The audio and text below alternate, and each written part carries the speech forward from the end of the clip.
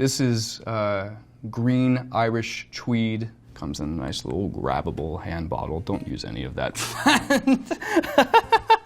Okay. Hi, I'm Charlie Puth, and these are my essentials. This is a pretty standard issue black leather notebook. I've been writing actual notes in notebooks since I found out I had perfect pitch when I was 12 years old. It's just like my own little system of just keeping my thoughts organized. I just write like either lyrics down in this, like every artist, or I write stuff like this down. These are actually notes. When I'm layering harmonies, I just write down G, B, E, A, D, F sharp, B, E, G, rather than write down the music notes, which is always the class that I failed. So I just write down the actual letters and sing it. This is my cell phone. I use it to record little and then I play the beat back, do a little.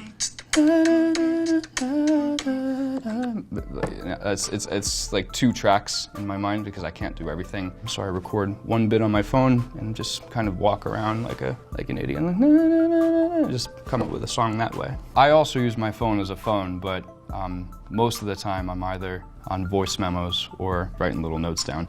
I try and not go on Instagram every second of the day. I think I've deleted the app like 5 times already. Weird. This is a candle by Lola James Harper. It's called the White Coffee on Tita Balcony. It reminds me of it smells like East Coast in July, like a summer in New Jersey. This candle actually travels with me everywhere. I'll put it on a plane, backstage, wherever. This is Creed green Irish tweed. I like the way it smells. I don't know a whole lot about perfumes, but I first discovered that this was my scent at the Gramercy Park Hotel, where they had a store nearby, and kind of just on a whim, I was just walking around New York in like September. So I just think of September in New York every time I spray it. The Juno 60. I thought this would be a nightmare bringing up this actual piano to GQ, so I just printed this out and cut it like a little school project. First vintage synth that I ever purchased, 1982, I think it came out, and the warmth that this synthesizer rather possesses, you just can't mimic. Human assembled, lots of humanistic feeling in it. That just kind of is the icing on the cake when I'm making a record for myself or anybody. So, the Juno 60. This is it's kind of underwhelming packaging a bit.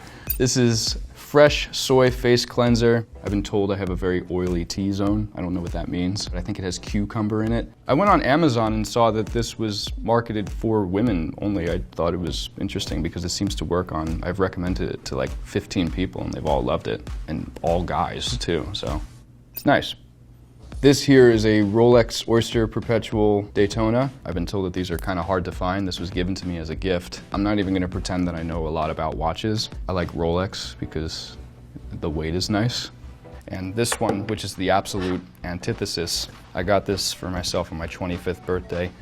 I said, okay, I'm gonna get myself a watch. I went to Rolex.com and this was the first one that popped up. This is also an Oyster Perpetual Day Date, the new style. And it has a green face, but green's my favorite color, so I really like this one. But I can't wear it every day. This I can wear every day. To me, I'm always gonna look at this watch and I'm gonna be like, okay, wow, at 25 years old, I got myself something pretty significant. It's kind of like my quarter life inspirational thing. It's something that I always get to look at on my wrist and be like, oh, I did a good job that year.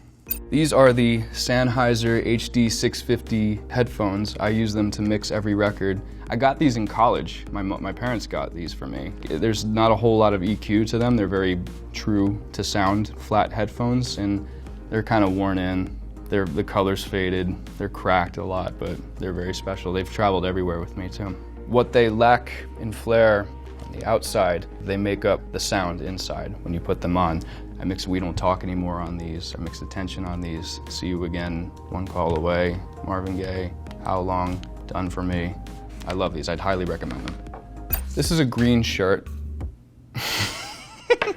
I don't really love to think about what I'm wearing in the morning. I just like to throw a shirt on over a beat or something really simple like that, kind of like what I'm literally wearing right now. I'm not like a fashionista, but I just like shirts that are like old vintage shirts. Like this is a vintage Hermes shirt, actually made in France, and I just like it a lot. And it's flowy and it's fun, and that's pretty much it. These are loafers. I went to Catholic school, and you were required to wear shoes like this. I used to dread wearing these, but now they're very much in style. These are quite fancy. These are Celine from Paris, and you know, they give you a nice lift. I like the double tassels, kind of rare, unconventional. It definitely pulls together my own aesthetic. Like, I'll wear an Air Force, but I don't really love wearing sneakers with jeans. I just have like it's like a weird, I don't know how to explain it. So go for a bit of a fancier option. I think I got the idea of doing this from YG. I always saw him wear dress shoes with long socks. I thought that was cool. Now I'm gonna put them back on. And I think that's it. Once again, this is Charlie Puth, and these have been the 10 things that I can't live without. Hope you've enjoyed it. Those headphones are really good. I would really recommend those headphones too.